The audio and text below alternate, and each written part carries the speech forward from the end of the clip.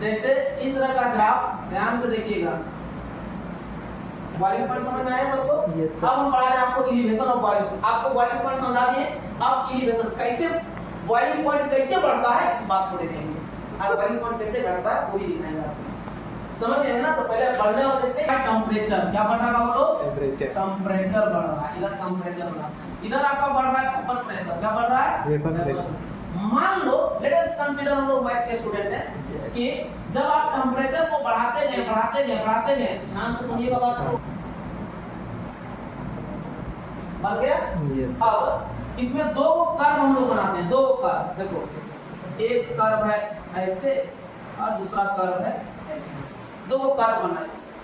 इसको लिखेंगे, यहाँ दे देते हैं नाम A, यहाँ नाम दे देते हैं B, यहाँ नाम दे देते हैं C और यहाँ नाम दे देते हैं।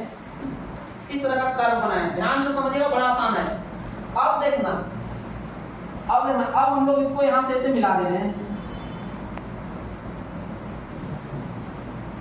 मिला दे। देखना क्या बोल रहे हैं, यहाँ है 0, ओरिजिन है 0 0। टेम्परेचर को बढ़ा रहे हैं, बढ़ाते गए। जैसे जैसे आपका टेम्परेचर बढ़ रहा है वैसे वैसे आपका वेपर प्रेशर भी बढ़ रहा है। तो जब हम लोग टेम्परेचर को बढ़ाते यहाँ तक ले गए, तब आपका वेपर प्रेशर 1 atm के बराबर यहाँ हो गया। समझ गए कि नहीं?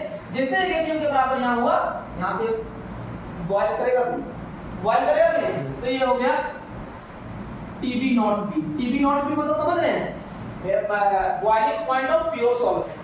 प्योर सॉल्वेंट कहने का मतलब कि ये जो लाइन आपको दिख रहा है AB, ये आपका प्योर सॉल्वेंट। मान लो पानी नहीं होगा कुछ वाटर, प्योर सॉल्वेंट है, इसमें कुछ मिलाया नहीं गया है, प्योर सॉल्वेंट है,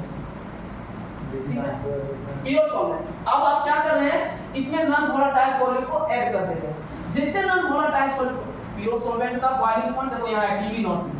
अब जैसे आप इसमें अभी 1 atm यहाँ हुआ है, अब इसमें जैसे नॉन वोलेटाइल, मान लो कि नमक को डाल दिए, प्योर था पहले, अब इसमें नमक को डाल दिए, अब इसका वेपर प्रेशर हो गया होगा, मान लो कि यहाँ PA, यहाँ तो PA नॉट था, PA नॉट A, अब यहाँ हो गया PA, मतलब डिक्रीज कर गया।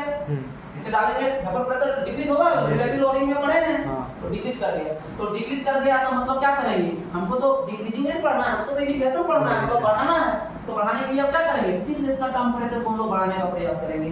अब फिर से यहाँ से टेंपरेचर बढ़ाते जाएंगे, इस लाइन को टच देखो यहाँ किया, तो यहाँ किया होगा, इसको यहाँ से इसे मिलाएंगे, ऐसे मिला दिए, तो ये जो लाइन हो जाएगा वो TB हो जाएगा, सॉल्यूशन का बॉइलिंग पॉइंट। देख रहे हैं यहाँ पे सॉल्यूशन, मतलब ये हो गया आपका नॉन वोलेटाइल सॉल्यूट,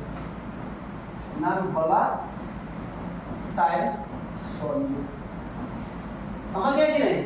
तो ये सॉल्यूशन का बॉइलिंग पॉइंट है और ये प्योर सॉल्वेंट का बॉइलिंग पॉइंट है। देखें, प्योर सॉल्वेंट का boiling point TB not B और सॉल्यूशन का बॉइलिंग पॉइंट TB, मतलब यहाँ से बढ़ के यहाँ चल गया कि नहीं? लेफ्ट टू राइट को टेंपरेचर बॉइलिंग पॉइंट बढ़ता है और राइट टू लेफ्ट क्या होता है, घटता है। तो लेफ्ट टू राइट जा रहा है तो बढ़ रहा है। तो ये जो चेंजिंग आया यहाँ से लेकर के यहाँ तक का जो चेंजिंग आया आपका, ये इसी को हम बोलते हैं डेल्टा TB। क्या बोलते हैं? Delta TB। मतलब ये डेल्टा TB क्या बताता है, एलिवेशन ऑफ बॉइलिंग पॉइंट। कितना चेंजिंग आया, क्लियर पता चल रहा है स्टूडेंट, यहाँ पे देखिएगा, क्लियर है, क्लियर पता चल रहा है हम लोग का कि TB is greater than TB not B। ये TB क्या है, तो बॉइलिंग पॉइंट ऑफ सॉल्यूशन जो है वो ज्यादा होता है boiling point of pure solvent. समझ गए कि नहीं? तो हम लोग डेल्टा TB जब निकालेंगे, डेल्टा TB, ये डेल्टा TB क्या है, तो एलिवेशन ऑफ बॉइलिंग पॉइंट कितना बढ़ा। जैसे मान लो इसका बॉइलिंग पॉइंट मान लो होता होगा 100 डिग्री सेल्सियस, कितना होता होगा हम लोग 100 degree Celsius. Let us consider, मान लो कितना होगा, अब बताइए जब नॉन वोलेटाइल को ऐड किया इसका डिक्रीज कर दिया, फिर से इसका बॉइलिंग पॉइंट को बढ़ाएंगे, मान लो कि 105 हो गया होगा, तो ये ज्यादा हो गया ना, इसका टेंपरेचर ज्यादा हो गया ना। तो अब 105 में 100 को घटाएंगे तो चेंजिंग बॉइलिंग पॉइंट निकलेगा। तो जितना चेंजिंग किया, जितना बढ़ा, उसी को तो हम लोग एलिवेशन ऑफ बॉइलिंग पॉइंट कहते हैं। तो डेल्टा TB कैसे निकालेंगे, तो लिखेंगे डेल्टा TB बराबर TB minus TB not B। यही ना होगा, यही बात ना होगा। तो इसको ग्राफ को समझ में आया कैसे लिखें, तो